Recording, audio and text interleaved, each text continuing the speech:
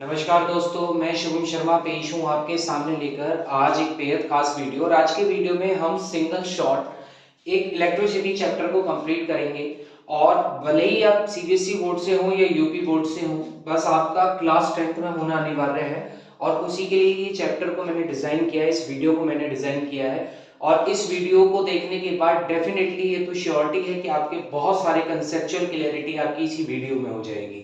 ठीक है, तो आइए बिना किसी देरी के स्टार्ट करते हैं अपना चैप्टर, जिसका नाम है इलेक्ट्रिसिटी। इलेक्ट्रिसिटी का मतलब क्या है? इलेक्ट्रिसिटी का मतलब है वही चीज जो आप अपने घर में देखते हैं, जिसे आप हिंदी में बिजली के नाम से जानते हैं।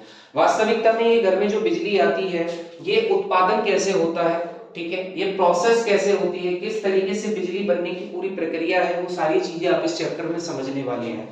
इलेक्ट्रिसिटी का सबसे बेसिक टॉपिक होता है आपका चार्ज, जिसे हम इलेक्ट्रिक चार्ज के नाम से जानते हैं। अब ये चार्ज क्या है? देखिए, जब आपने केमिस्ट्री में एटम को पढ़ा होगा तो आपने जाना होगा कि एटम के 3 सब एटॉमिक पार्टिकल्स होते हैं, जैसे कि इलेक्ट्रॉन, प्रोटॉन और न्यूट्रॉन। जिसमें इलेक्ट्रॉन आपका नेगेटिवली चार्ज होता है, प्रोटॉन आपका पॉजिटिवली चार्ज होता है और न्यूट्रॉन पर न्यूट्रल चार्ज होता है। ठीक है, सेम उसी प्रकार से हमारा जो चार्ज है, जो इलेक्ट्रिक चार्ज है, वो भी दो ही भागों में हमारा डिवाइड होगा। पहला हमारा कहलाता है पॉजिटिव चार्ज और दूसरा हमारा कहलाएगा नेगेटिव चार्ज। ठीक है, दूसरा हमारा क्या कहलाएगा?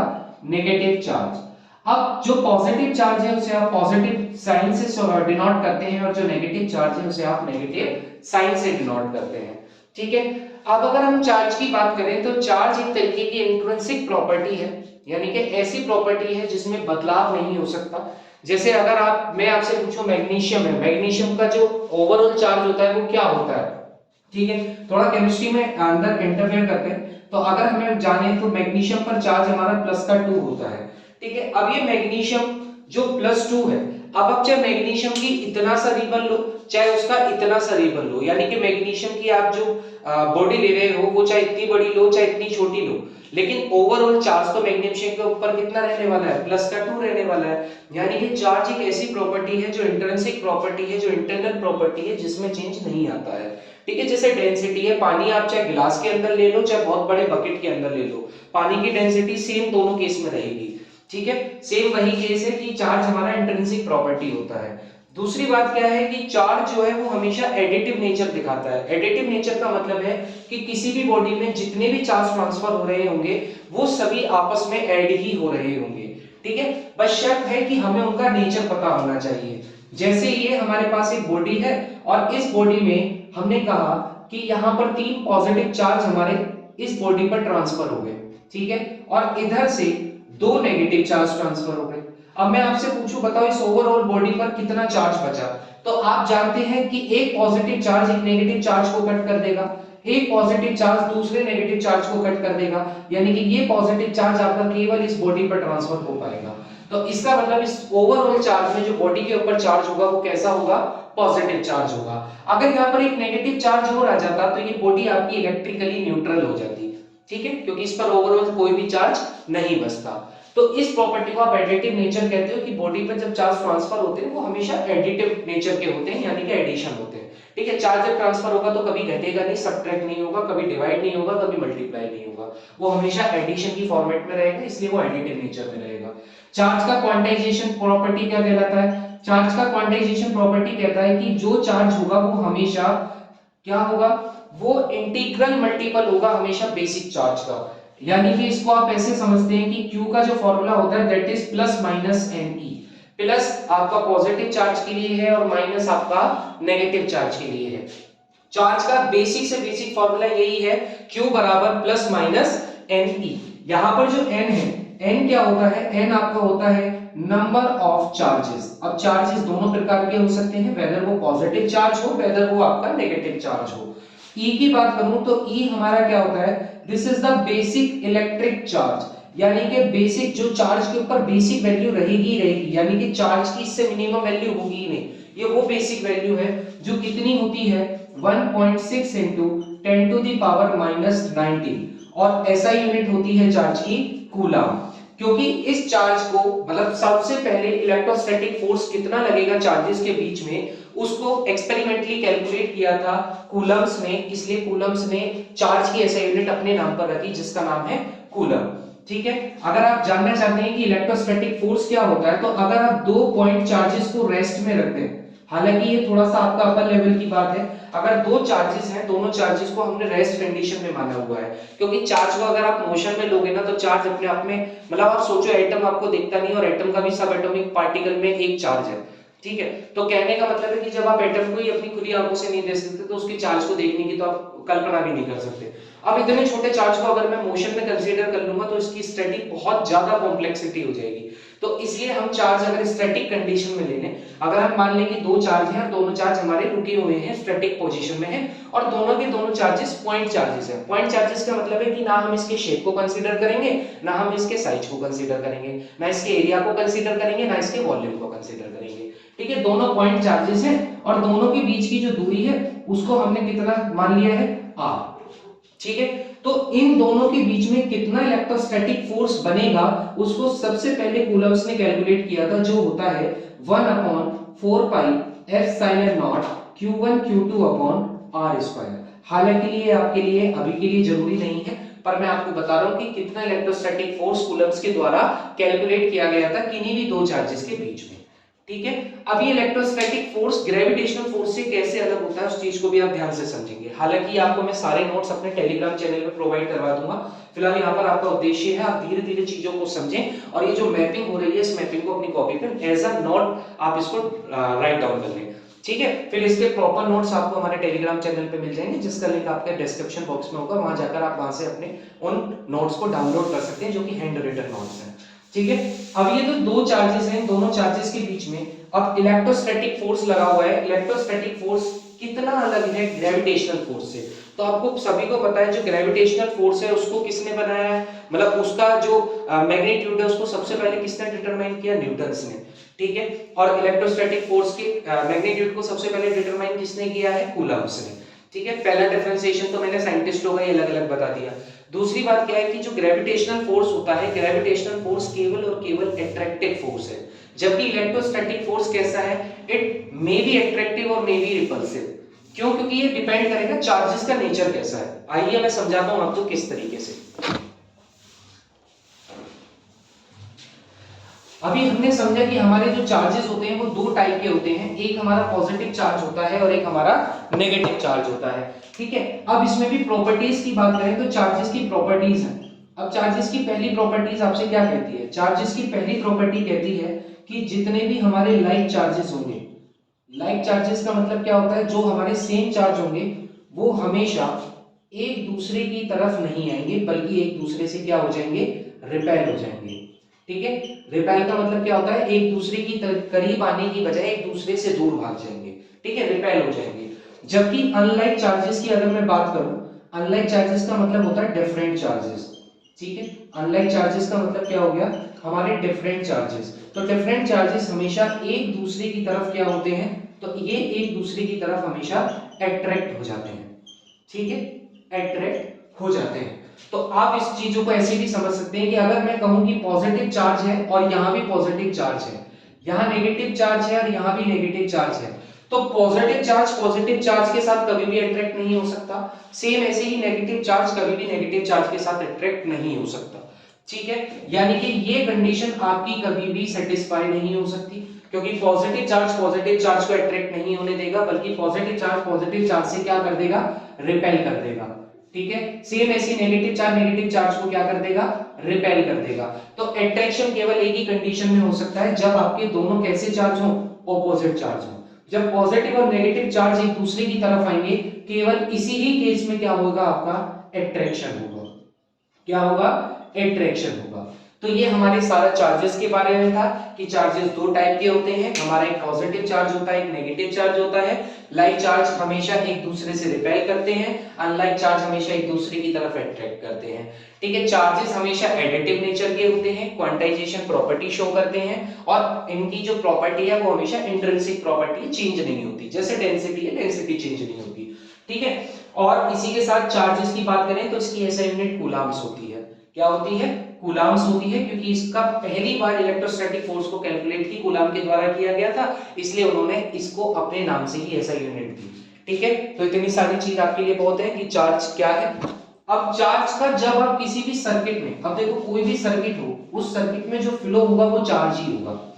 यानी कि आप इलेक्ट्रिसिटी की कल्पना केवल तभी कर सकते हैं जब चार्ज का फ्लो हो, अन्यथा आपकी इलेक्ट्रिसिटी कभी बनी नहीं सकती विदाउट फ्लोइंग चार्ज। चार्ज का बिना फ्लो कोई इलेक्ट्रिसिटी नहीं बनेगी। ठीक है, अब चार्ज का फ्लो कैसे करना है, अब हम पढ़ेंगे अगला टॉपिक हमारा जिसका नाम है इलेक्ट्रिक करंट। जब हम करंट की बात करते हैं तो करंट क्या है, करंट कुछ नहीं है, जब चार्ज को फ्लो कर देते हैं वही आपका करंट कहलाता है। ठीक है, किसी भी सर्किट में अगर चार्जेस फ्लो करने लगते हैं तो समझ लो उन्हीं उस सर्किट में आपका करंट फ्लो करने लग जाता है। ठीक है, अगर ये मेरा सर्किट है, फिलहाल के लिए समझते हैं ये सर्किट है, यहाँ हमने एक बल्ब लगा दिया। ठीक है, और ये हमारा बैटरी का सिंबल है। पॉजिटिव टर्मिनल हमेशा बड़ा होता है, नेगेटिव टर्मिनल हमेशा छोटा होता है। ठीक है, जो बड़ा तार होगा मतलब जो बड़ा सिंबल होगा वो पॉजिटिव का होगा, छोटा सिंबल हमेशा नेगेटिव टर्मिनल का होगा। और यहाँ पर आपने स्विच लगा दिया, इसको हम स्विच भी कह सकते हैं, की भी कह सकते हैं। जब ये की इसके साथ अटैच होगी इस सर्किट में तभी ही करंट फ्लो होगा। यानी कि एक बात आप हमेशा ध्यान रखिएगा कि करंट हमेशा क्लोज्ड सर्किट में फ्लो होता है, ना कि कभी भी ओपन सर्किट में। अगर सर्किट ओपन हो गया तो करंट फ्लो नहीं होगा, करंट हमेशा क्लोज्ड सर्किट में फ्लो होगा। इसलिए जब आप की को प्रेस करोगे तो की इसके साथ अटैच हो जाएगी, जिसकी वजह से सर्किट क्लोज हो जाएगा। ठीक है, ये हमारा बल्ब है, ये हमारा क्या है, बल्ब है। अब यहां पर ये इलेक्ट्रिक करंट है आई। अब वैसे अगर हम बात करें तो करंट की हम कन्वेंशनल डायरेक्शन, यानी कि जो हमने बाय डिफॉल्ट हम मानते हैं, हम कहते हैं कि जो कन्वेंशनल डायरेक्शन है करंट की वो कैसी है, वो पॉजिटिव से नेगेटिव है। वास्तविकता में ये करंट की डायरेक्शन नहीं होती, ये चार्ज का फ्लो होता है कि चार्ज का फ्लो पॉजिटिव से नेगेटिव की तरफ ज्यादा हैवी है, इस वजह से करंट कन्वेंशनली उधर ही फ्लो कर रहा होगा। ठीक है, अब ये जो डायरेक्शन हम करंट की लेते हैं पॉजिटिव से नेगेटिव, इसको हम कहते हैं कन्वेंशनल करंट। क्या बोलते हैं, कन्वेंशनल करंट। ठीक है, तो करंट की डेफिनेशन इसी पर ही डिपेंड करती है कि जब चार्ज फ्लो करता है, जब चार्ज फ्लो करता है किसी भी टाइम में, पर यूनिट टाइम में, तो वो हमेशा क्या प्रोड्यूस करता है, तो वो प्रोड्यूस करता है हमेशा करंट को। किसको, करंट को। यानी कि चार्ज फ्लो पर unit time is always known as the electric current. ठीक है, क्योंकि फिजिक्स को आपको रटना नहीं है, समझना है। आपने सबसे पहले बेसिक चीज क्या समझी भाई, इलेक्ट्रिसिटी के लिए सबसे बेसिक रिक्वायरमेंट है चार्ज। चार्ज नहीं तो इलेक्ट्रिसिटी नहीं। ठीक है, बस इतनी बात समझो कि इससे बेसिक नेसेसिटी तो कुछ है ही नहीं। सबसे प्राइमरीली डिमांड मेरे पास क्या है, चार्ज है। अगर मेरे पास चार्ज है तो फिर इलेक्ट्रिसिटी बनेगी, अन्यथा बिल्कुल नहीं बनेगी।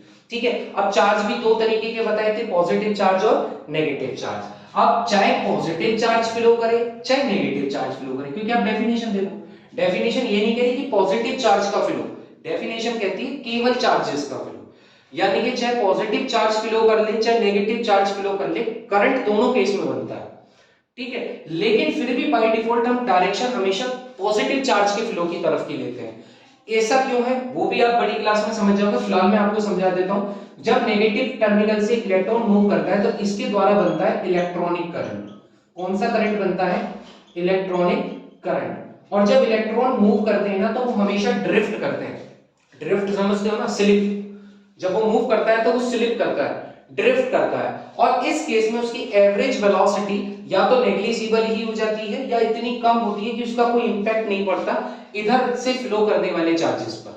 ठीक है, तो इस वजह से हम इलेक्ट्रॉनिक करंट की डायरेक्शन ना लेके कन्वेंशनल करंट की डायरेक्शन लेते हैं, पॉजिटिव से नेगेटिव। बाकी आप डिटेल में अगर इसे समझेंगे तो क्लास 11th का टॉपिक है, वहां पर आप समझ जाएंगे। फिलहाल मैं आपको बता देता हूं, जो इलेक्ट्रॉन होता है वो कितनी वेलोसिटी से ड्रिफ्ट करता है। तो इलेक्ट्रॉन की ड्रिफ्ट वेलोसिटी होती है -e टाउ अपॉन m। ठीक है, this is the drift velocity of electron. इतनी वेलोसिटी से कोई भी इलेक्ट्रॉन ड्रिफ्ट करता है। ठीक है, और ये इलेक्ट्रॉनिक करंट जनरेट करता है, लेकिन वो इलेक्ट्रॉनिक करंट का जो एवरेज वैल्यू होता है वो नेग्लिजिबल हो जाता है या बहुत स्मॉल वैल्यू हो जाता है, जिसकी वजह से कन्वेंशनल करंट यहां पर जीत जाता है। और बाई कन्वेंशनल हम उसकी डायरेक्शन को पॉजिटिव से नेगेटिव की तरफ समझ लेते हैं। बाकी आप इसको बहुत अच्छे से अगर समझना चाहते हैं तो ये 11th क्लास का टॉपिक है। जब 11th क्लास की वीडियो आएगी मैं इसको और डिटेल में आपको वहां समझा दूंगा। ठीक है, फिलहाल अपने को उतना समझना है जितना अपने सिलेबस के लिए इंपॉर्टेंट है। तो आपने समझा कि चार्ज का फ्लो करवाने से करंट पैदा किया जा सकता है, और चार्जेस भी दोनों तरीके का चार्जेस। कभी भी आप ये कंफ्यूज मत होना कि केवल पॉजिटिव चार्ज फ्लो, आप चाहे पॉजिटिव चार्ज फ्लो करो चाहे नेगेटिव चार्ज फ्लो करो, करंट दोनों केस में बनेगा। ठीक है, बस ये है कि जीतेगा कन्वेंशनल करंट, इसलिए डायरेक्शन किसकी रहेगी, पॉजिटिव से नेगेटिव रहेगी। ठीक है, इसके बाद बात करें तो जो हमारी करंट होता है, करंट को हम हमेशा आई से डिनोट करते हैं। और भाई किसी किताब में छोटा आई होगा, किसी किताब में बड़ा आई होगा, कोई फर्क नहीं पड़ता। आप छोटे कहला लो चाहे बड़े कहला लो, कोई फर्क नहीं पड़ता। ठीक है, तो आप छोटे आई से डिनोट करो चाहे बड़े आई से डिनोट करो, बस आप जिससे डिनोट कर रहे हो वो एक सिंबल आप पकड़ लो। अगर आपने अपनी कॉपी में करंट को छोटे आई से डिनोट कर दिया है तो आप पेपर तक भी उसको छोटे आई से डिनोट रखना। ठीक है, आई की वैल्यू किसके बराबर होती है? तो आपने पढ़ा चार्ज को टाइम में, टाइम की रिस्पेक्ट में फ्लो करवाना है। तो टाइम के रिस्पेक्ट में, रिस्पेक्ट वाली चीज हमेशा नीचे लिखो, और किसको फ्लो करवाना है समय के अंदर? चार्ज को। तो ये इसका फॉर्मूला बन जाएगा, I इक्वल टू किसके बराबर होता है? चार्ज पर यूनिट टाइम। चार्ज को किससे डिनोट किया था हमने? Q से। और टाइम को डिनोट तो ये बच्चा बच्चा भी जानता है कि टाइम आप T से डिनोट करते हो। तो इस तरीके से आपका जो करंट है वो किससे, क्या फॉर्मूला बन जाएगा? तो करंट का फॉर्मूला बन जाएगा I equal to Q upon T। क्या बन जाएगा? I equal to Q upon T।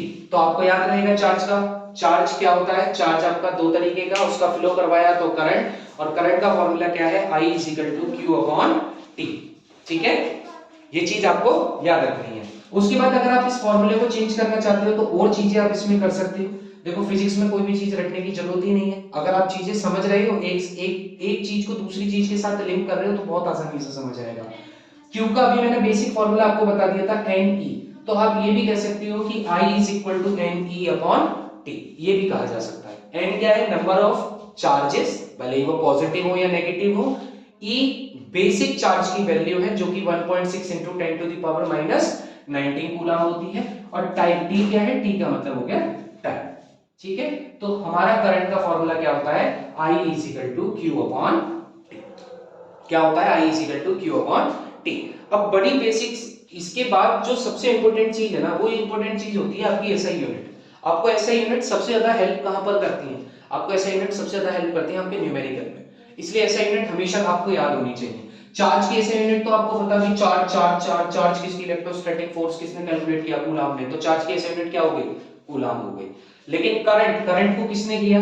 तो करंट की एसआई यूनिट आपकी जो होती है वो भी आपको याद रखनी है। करंट की एसआई यूनिट होती है एम्पियर। क्या होती है साहब? एम्पियर। एम्पियर को डिनोट करते हैं कैपिटल ए से। ठीक है, और अगर आप फॉर्मूले से इसकी एसआई यूनिट बनाना चाहते हो तो बिल्कुल वो भी आपको पता होना चाहिए। भाई फॉर्मूले से देखो, कूलम्ब, चार्ज की एसआई यूनिट क्या होती है? कूलम्ब। ये जो डिवाइड वाला साइन होता है ना, इसको पर कहा जाता है। क्या कहा जाता है? वो वाले उड़ने वाले पर नहीं, इसको पीईआर पर कहा जाता है। ठीक है, तो पर, और फिर टाइम की एसआई यूनिट क्या होती है? सेकंड। तो आप चाहे करंट की एसआई यूनिट को एम्पियर बोलो, चाहे करंट की एसआई यूनिट को कूलम्ब पर सेकंड बोलो, कोई फर्क नहीं पड़ने वाला। ठीक है, कोई भी फर्क नहीं पड़ने वाला। तो इसलिए आपको दोनों एसआई यूनिट याद होनी चाहिए। आप इसे एम्पियर भी कह सकते हो और आप इसे कूलम्ब पर सेकंड भी कह सकते हो। अगर किसी न्यूमेरिकल में लिखा हुआ है कि if 1 coulomb per second flowing in a wire, तो समझ जाना वो करंट है। और अगर लिखा हुआ है 1 ampere current flow in a wire, तो वो तो करंट है ही है। ठीक है, दोनों चीजों से आपको अवगत होना है कि एम्पियर भी करंट की एसआई यूनिट है और कूलम्ब पर सेकंड भी करंट की ही एसआई यूनिट है। ठीक है, कोई दिक्कत तो नहीं। इसके बाद करंट को मेजर करने के लिए हमारे पास एक डिवाइस होती है जिसका नाम होता है साहब एमीटर। क्या होता है? एमीटर। अगर हम किसी भी इलेक्ट्रिकल इक्विपमेंट में करंट को मेजर करना चाहते हैं तो हम किस डिवाइस का इस्तेमाल करते हैं? एमीटर का इस्तेमाल करते हैं। ठीक है, इसको मैं रफ करके आपको और अच्छे से बताता हूं। यहां पर देखो,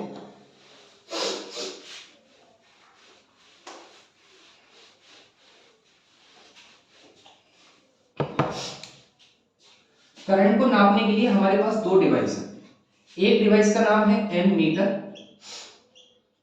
और एक डिवाइस का नाम है गैल्वेनोमीटर। ठीक है, अगर मैं एमीटर की बात करूं तो एमीटर क्या है? एमीटर वो डिवाइस है जो हमारी मिली एम्पियर के करंट को मेजर कर लेती है। मिली एम्पियर के करंट को मेजर कर लेती है, यानी कि मिली एम्पियर को आप ऐसे लिखते हो। ठीक है, और भाई गैल्वेनोमीटर तो इतनी सेंसिटिव डिवाइस है, ये बहुत ज्यादा सेंसिटिव डिवाइस है, यानी कि अगर इसकी रडार में छोटा से छोटा करंट भी आ गया ना तो ये तुरंत फुल स्केल का डिफ्लेक्शन दे देगी, तुरंत फुल स्केल का डिफ्लेक्शन। ठीक है, गैल्वेनोमीटर किसको मेजर करता है? तो गैल्वेनोमीटर मेजर करता है माइक्रो एम्पियर को। किसको करता है? माइक्रो एम्पियर को, यानी कि न्यू ए। मतलब आप समझ रहे हो, micro ampere 10 to the power -9। एक अगर आप पूछोगे कि 1 माइक्रोन एम्पियर में कितने एम्पियर होते हैं तो 10⁻⁹ एम्पियर होते हैं, ठीक है। और मिली एम्पियर में तो आपको पता ही, ठीक है। तो आपको याद रखना है इसमें 10⁻6 एम्पियर होते हैं, -6, ठीक है। तो हमारा जो एमीटर है वो थोड़ा सा लार्ज करंट को मेजर करता है, जबकि गैल्वेनोमीटर बहुत स्मॉल करंट को मेजर करता है। बहुत सेंसिटिव डिवाइस है, ठीक है। इसी सेंसिटिव डिवाइस का इस्तेमाल करते हैं जब हमें छोटे से छोटे करंट को भी मेजर करना होता है। आप देखोगे कि गैल्वेनोमीटर ने बहुत बड़े बड़े एक्सपेरिमेंटों को भी ज्यादा मतलब आपके फिजिक्स में लाकर रखा है, ठीक है। गैल्वेनोमीटर ने ही वो छोटे छोटे करंट को मेजर कर करके काफी चीजें को बताया भी है, जो कि आगे आगे आप समझोगे भी। गैल्वेनोमीटर की बात करूं तो गैल्वेनोमीटर कुछ ऐसा दिखता है, उसके बीच में यहाँ G लिखा हुआ होता है, और एमीटर कुछ ऐसा दिखता है, उसके बीच में A लिखा हुआ होता है, ठीक है। अभी तो बच्चा जानता है एमीटर A से डिनोट है इसलिए A, गैल्वेनोमीटर G से है इसलिए उसमें G है, ठीक है।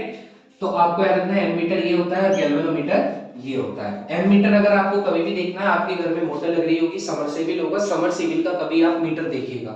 समरसेबिल के मीटर में 2 मीटर होते हैं, करंट को शो करता है और एक वोल्टेज को शो करता है। जो करंट को शो करता है उसके बीच में ए लिखा हुआ होगा, ठीक है, यानी कि वो एमीटर है, क्योंकि वो क्या कर रहा है, वो करंट को मेजर कर रहा है, वो आपको बता रहा है कि कितना करंट इस सर्किट में फ्लो कर रहा है, ठीक है। करंट कम होगा तो मोटर नहीं उठेगी, करंट ज्यादा होगा तो मोटर उठेगी, ठीक है। तो वो सारी चीजें आपको वहां पर रीडिंग में दिखाई जाएंगी, ठीक है। तो ये था आपका इलेक्ट्रिक करंट। हालांकि इसमें 2 बातें और हैं, फिलहाल मैं आपको समझा देता हूं, लेकिन क्लियर ये मैं आपको आगे ही कर पाऊंगा जब मैं कॉम्बिनेशन पढ़ाऊंगा। एमीटर पहली बात होती है कि हमेशा सीरीज में लगेगा, ऑलवेज सीरीज में एमीटर को लगाया जाएगा। और दूसरी चीज होती है एमीटर जो डिवाइस है ना, वो लो रेजिस्टेंस डिवाइस है।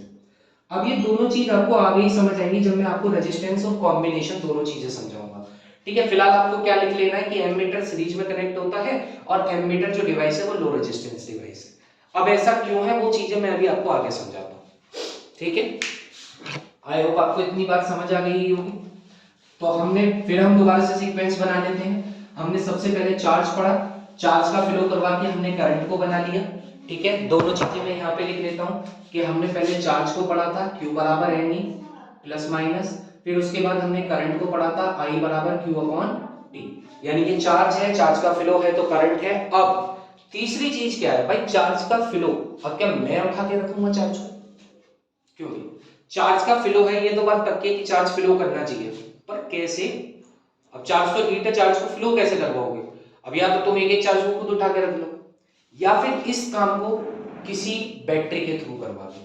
तो जब आप इस काम को किसी बैटरी के थ्रू करवाओगे, बस वहीं आपका नाम आ जाएगा इलेक्ट्रिक पोटेंशियल। क्या हो जाएगा, इलेक्ट्रिक पोटेंशियल, ठीक है साहब। जब आप किसी भी चार्ज को एक पॉइंट से दूसरे पॉइंट पर मूव करवाने के लिए वर्क करवाते हो, that is known as the electric potential. वही आपका इलेक्ट्रिक पोटेंशियल है। आप कभी सोचो, आपने कभी सोचा कि बैटरी क्यों लगाई जाती है किसी भी सर्किट में, बैटरी के लगते ही बल्ब क्यों जल जाता है, बैटरी के बिना क्यों नहीं जल जाता, क्योंकि बैटरी हमेशा क्रिएट करती है पोटेंशियल। और बैटरी पोटेंशियल क्रिएट करने का मतलब होता है बैटरी पुश करती है चार्ज को कि भाई फ्लो कर, फ्लो कर। फिर क्या होता है, चार्ज फ्लो करना स्टार्ट करता है। और आपको पता है जब चार्ज फ्लो करना स्टार्ट कर देता है तो पैदा होता है करंट, और जब करंट बन जाता है तो चीजें जलने लग जाती है, ठीक है। तो सिंपल सी बात है, चार्ज है पता है, फ्लो है पता है, लेकिन चार्ज का फ्लो करवाएगा कौन, बैटरी, सेल, ईएमएफ, ये सब इसका बैटरी क्या करवाएंगे, फ्लो करवाएंगे। तो वहां पर हमें पता होना चाहिए इलेक्ट्रिक पोटेंशियल। तो इलेक्ट्रिक पोटेंशियल क्या होता है कि वर्क डन, जब काम करना हो to bring the charge, to bring the charge from one point to another point, एक पॉइंट से दूसरे पॉइंट पर लाकर चार्ज को फ्लो करवाना, ठीक है। To another point is known as, उसी को क्या कहा जाएगा, तो उसी को कहा जाता है इलेक्ट्रिक पोटेंशियल, उसी को इलेक्ट्रिक पोटेंशियल कहा जाता है, ठीक है। अब जैसे आप घर पे बैठे हो, है ना, अब क्या होता है कि बैठे बैठे आदमी तो पढ़ेगा नहीं, अब पढ़ाने के लिए वीडियो तो बनानी पड़ेगी, और जब मैं वीडियो बनाऊंगा तो मैं आप में पोटेंशियल क्रिएट कर रहा हूँ कि पढ़, मैं लेके आ चुका हूँ पूरी वीडियो जिसमें मैं तुझे कंप्लीट एक वीडियो में सारी चीजें समझा रहा हूँ। तो मैं पोटेंशियल वाला काम कर रहा हूँ, मैं आपके क्या कर रहा हूँ, आपको फ्लो करवाने के लिए स्टार्ट करने जा रहा हूँ, ठीक है। तो वही काम इलेक्ट्रिक इक्विपमेंट में कौन करते हैं, बैटरी करती है। बैटरी क्या करती है, बैटरी पोटेंशियल जनरेट करती है जिसकी वजह से चार्ज फ्लो करता है, ठीक है। क्योंकि आप एक एक चार्ज को खुद उठा के नहीं रखोगे, ठीक है, चार्ज को फ्लो करवाने के लिए काम करवाना पड़ेगा और ये काम बैटरी के द्वारा होता है। ठीक है, तो बैटरी करती है क्रिएट पोटेंशियल, इसलिए हम उसको इलेक्ट्रिक पोटेंशियल नाम देते हैं।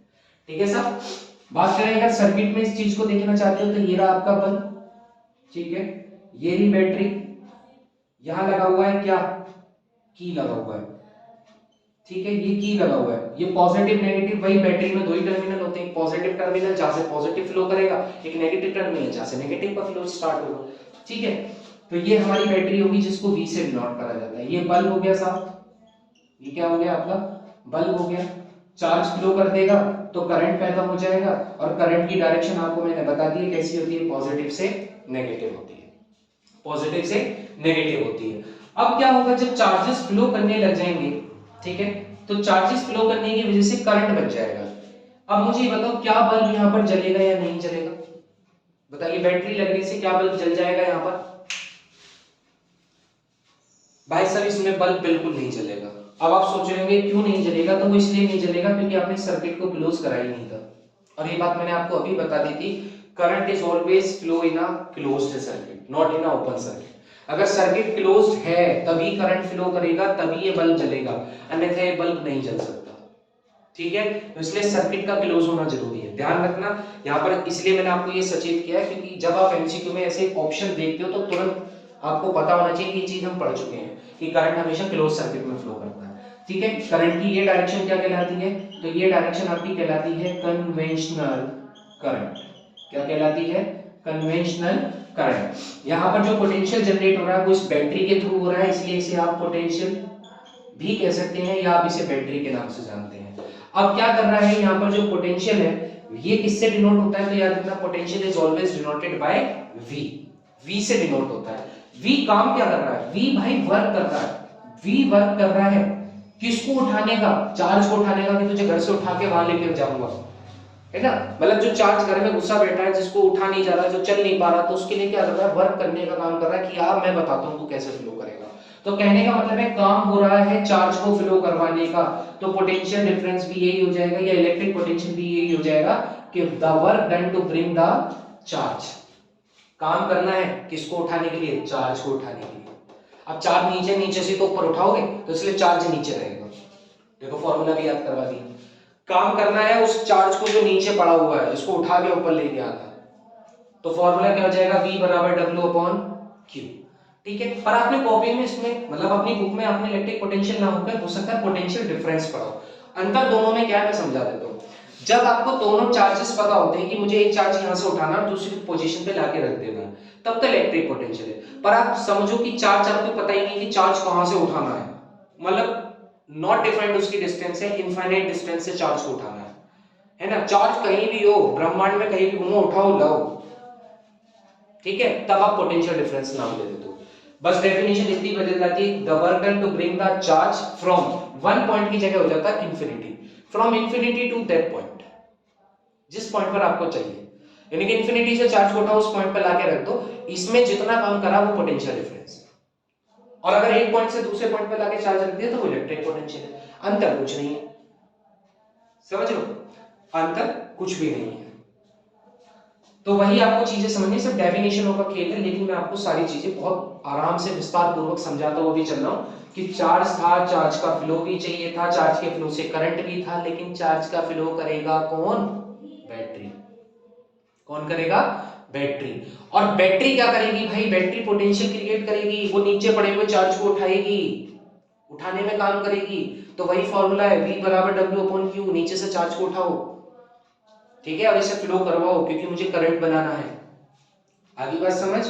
सेम जैसे आपने पढ़ा कि करंट में मेजर करने के लिए मुझे जरूरत होती है एमीटर की, ऐसी यहां पर वोल्टेज मेजर करने के लिए जरूरत होती है वोल्ट मीटर की। ठीक है, फिलहाल हम ऐसा यूनिट की बात कर लें तो हाँ साहब, इसकी ऐसा यूनिट क्या होती है, तो इसकी ऐसा यूनिट होती है वोल्ट। क्या होती है, वोल्ट, जिसको हम डिनोट करते हैं V से। इसकी ऐसा यूनिट वोल्ट होती है जिसको V से ही डिनोट किया जाता है। ठीक है, बात करें अगर इसके फॉर्मूले से बनाना चाहते हो तो ये तो बच्चा बच्चा भी जानता है कि वर्क जूल में होता है ना, बच्चा बच्चा भी जानता है कि वर्क जूल में होता है। और इसको मैंने अभी बताया, इसको पर बोला जाता है, पर लगा दिया। और कूलाम, चार्ज की ऐसी यूनिट क्या होती है, कूलाम। तो अगर आपसे जूल पर कूलाम कह दे तो आपको तुरंत समझ जाना है कि वो पोटेंशियल है। जूल पर कूलम भी पोटेंशियल है और वोल्ट तो पोटेंशियल है ही है, वोल्ट तो पोटेंशियल है ही है। जैसे कूलम पर सेकंड करंट है और एम्पियर तो करंट है ही है। ठीक है, बहुत आराम से चीजों को समझो, फॉर्मूले रटने नहीं है, समझने हैं। ठीक है, चार्ज है Q बराबर एन, करंट है I बराबर Q अपॉन टी, और पोटेंशियल है V बराबर W अपॉन Q, क्योंकि आप नीचे से चार्ज को उठा के ला रहे हो, काम कर रहे हो, फ्लो करवा रहे हो। ठीक है, तो तीनों चीजें आपको अगर समझ आई है तो वीडियो को लाइक करते रहना है, शेयर करते रहना है। ठीक है, तो आई होप आपको इलेक्ट्रिक पोटेंशियल भी समझ आ गया होगा। हाँ, डिवाइस का नाम बता देता हूँ। इसको जो डिवाइस होती है जो इसको मेजर करती है, मैं जगह नहीं बची, चलो मैं रफ कर देता हूँ, रफ करके फिर बता।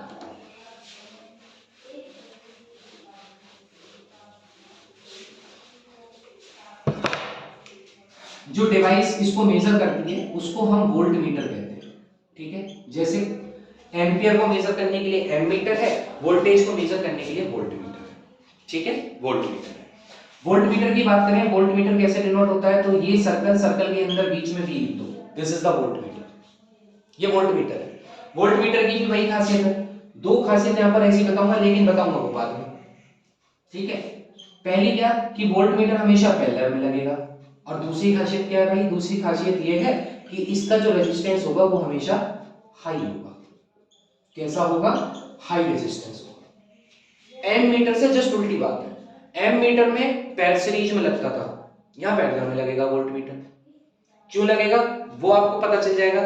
ठीक है, उसके बाद volt meter high resistance wire में होगा, और जबकि एम मीटर जो होगा वो लो रेजिस्टेंस में होगा। ठीक है, एमीटर करंट को मेजर करेगा यानी कि एम्पियर को मेजर करेगा, और वोल्ट मीटर हमेशा वोल्टेज को मेजर करेगा। क्लियर है, कोई दिक्कत तो नहीं है, यहां तक चीजें आपको समझ आ गई है। ठीक है, अब भाई जब हम ये सारी चीजें पढ़ चुके हैं तो अब अगले साइंटिस्ट आएंगे जिनका नाम था ओम्स, और इन्हीं का लॉ कहलाता है ओम्स लॉ। क्या है भाई, ओम्स लॉ। ठीक है, अब ओम्स का नियम क्या कहता है, ओम्स कहते हैं चार्ज बन गया, हाँ जी बन गया, करंट आ गया, हाँ जी आ गया, फ्लो करवाने के लिए बैटरी लगा दी, हाँ जी लगा दी।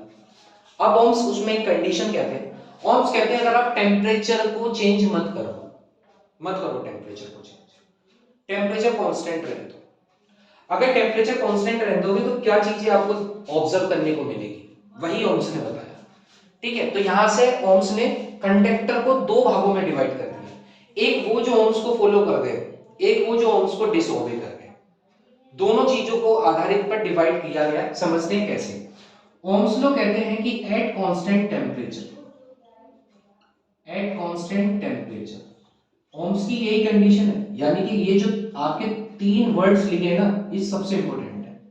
अगर आपने ये तीनों वर्ड्स में से एक वर्ड भी मिस कर दिया है ना, तो समझ लो आपने ओम्स के सीधे दिल पर चोट मारी है, सीधी, क्योंकि भाई उसका इन्हीं तीन शब्दों में काम चला है, एट कांस्टेंट टेम्परेचर, क्योंकि बाकी चीज तो पहले ही हो चुकी है ना। अब उस बेचारे को ये तीन शब्द मिले, एक भी मत खा जाएगा, नहीं तो ये तो मत आ जाएगा। ठीक है, एट कांस्टेंट टेम्परेचर यानी कि टेम्परेचर को अगर कांस्टेंट कर दें तो किसी भी सर्किट का जो पोटेंशियल होगा वो डायरेक्टली प्रोपोर्शनल हो जाएगा करंट के। किसी भी सर्किट का जो पोटेंशियल होगा, किसी भी सर्किट का पोटेंशियल समझते हो, चार्ज को फ्लो करवाने के लिए जो काम करना है, यानी कि किसी भी सर्किट में चार्ज फ्लो करवाने के लिए जितना काम कर रहे होगे उतना ही करंट बनेगा। सीधी सी बात है, सीधी सी बात है भाई, जितना चार्ज फ्लो करेगा उतना करंट बनेगा, मतलब वो प्रोपोर्शनल हो जाएगा।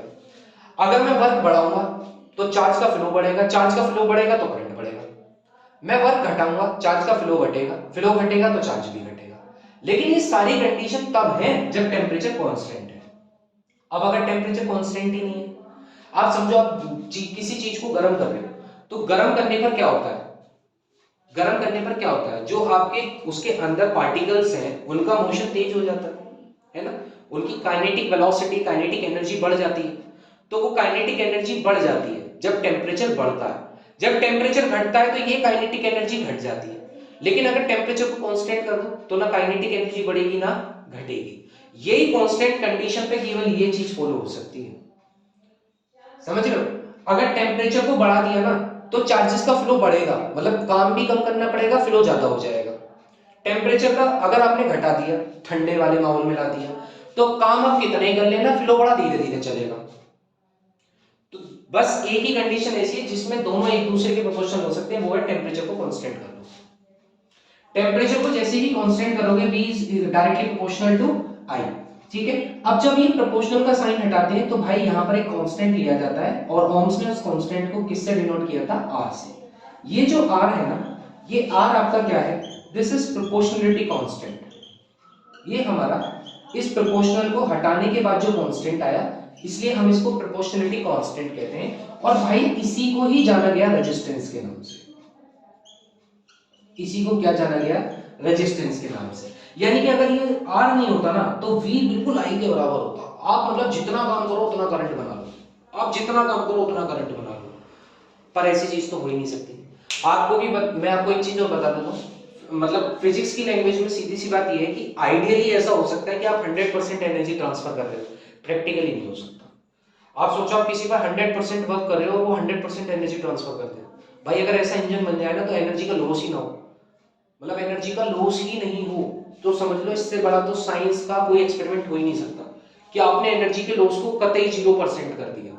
नहीं हो सकता, अभी तक तो नहीं है, आगे की हम कहते नहीं, ठीक है। फिलहाल अभी तक तो कुछ नहीं है ऐसा, समझ रहे हो। तो कहने का मतलब है अगर ये R ना होता ना, तो आप जितना काम कर रहे थे ना, करंट भी उतना ही बनता, पर नहीं भाई, यहां पर कुछ ना कुछ तो ऐसा होगा जो इस मोशन को रोकेगा, क्योंकि न्यूटन का थर्ड लॉ भी कहता है for every action there is a equal and opposite reaction. भाई चार्ज फ्लो कर रहा है, रोकेगा कोई तो रोकेगा।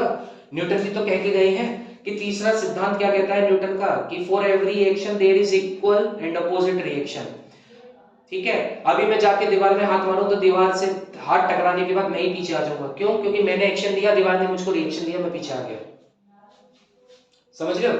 कोई अभी दिल तोड़ दे तो दिल तोड़ने के बाद जो फीलिंग्स आती है ना, दैट इज द रिएक्शन, है ना। तो वही action is always opposite to reaction, ये reaction is always opposite to action. वही चीज यहां पर समझो, मतलब करंट फ्लो करना चाह रहा है पर उसको रोकने वाला आ चुका है भाई, अब आ गया है, अब उसका नाम क्या है, रेजिस्टेंस। अब रेजिस्टेंस क्या है, तो आपको बस यही याद रखना है कि रेजिस्टेंस प्रॉपर्टी भी है और डिवाइस भी है, जो क्या कर रही है, जो अपोज कर रही है किसको, किसको साहब, फ्लो को। और किसके फ्लो को, तो इसकी दुश्मनी केवल पॉजिटिव चार्ज से थोड़ी है, इसकी दुश्मनी तो हर चार्ज से, चाहे पॉजिटिव हो चाहे नेगेटिव हो, क्योंकि कंडक्टर में वही दो फ्लो कर रहे हैं, ठीक है। और दोनों के फ्लो के अगेंस्ट कौन आ रहा है, अब आ गया भाई रेजिस्टेंस। यानी कि प्रॉपर्टी भी है और डिवाइस भी, भाई छोड़ेगी कहीं नहीं। डिवाइस का मतलब हो गया जो मार्केट में अवेलेबल हो जाए, डिवाइस भी मिलेगी।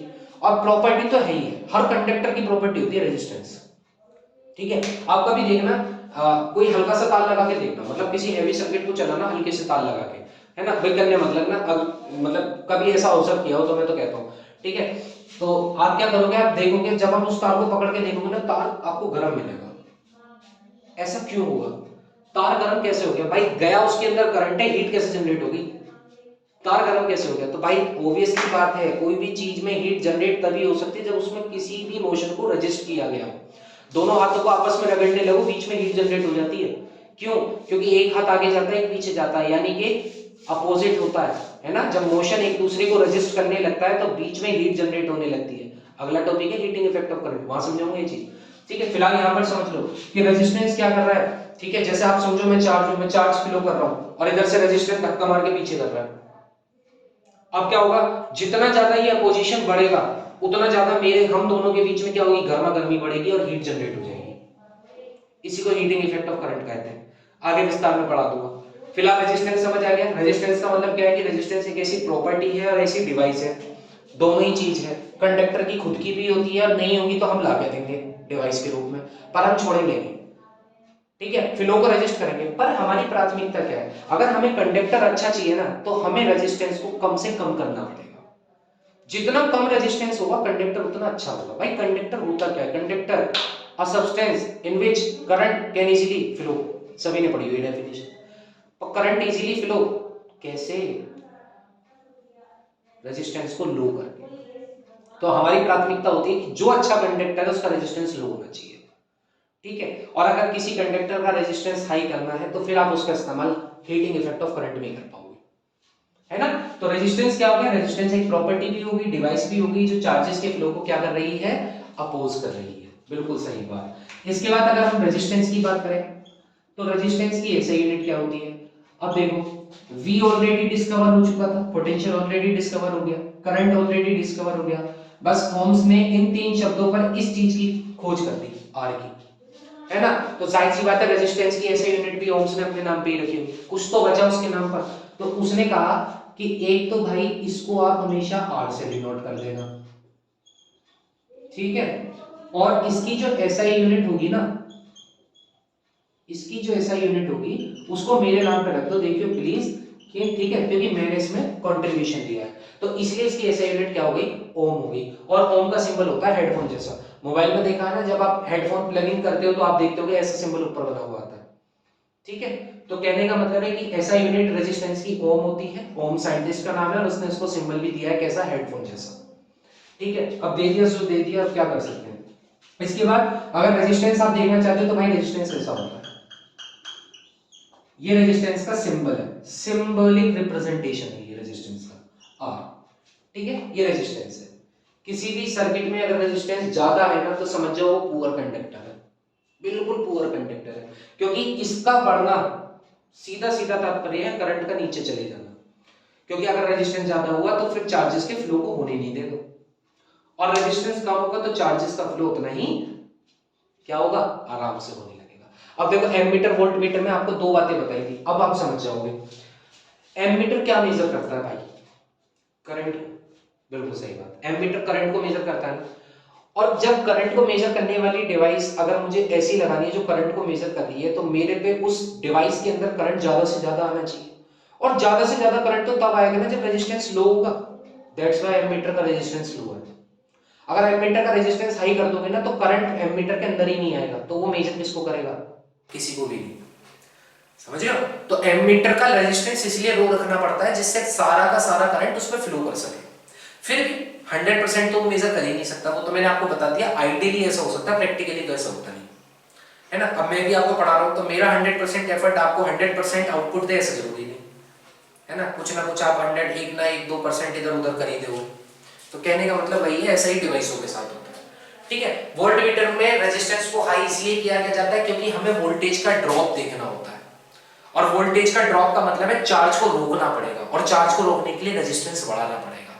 जैसे मैं रेजिस्टेंस हो गया, ठीक है, यहाँ पोटेंशियल डिफरेंस लगा हुआ है, ये मेरे साथ यहीं खड़ा हुआ पोटेंशियल डिफरेंस, चार्ज आया बहुत सारा, नहीं जाने देना, रेजिस्टेंस बढ़ा दिया मैंने, रेजिस्टेंस बढ़ने से क्या होगा, सारा चार्ज यहाँ इकट्ठा हो जाएगा, ठीक है। अब सारा चार्ज इकट्ठा होने के बाद अब काउंटिंग होगी, 1 2 3 4 5 6 7 इस तरीके से, यानी कि सारे चार्जेस को काउंट कर लिया, सारी रीडिंग को यहाँ बताया कि इतना पोटेंशियल ड्रॉप था, वोल्टेज के रूप में दिया और वोल्टेज नाप दिया।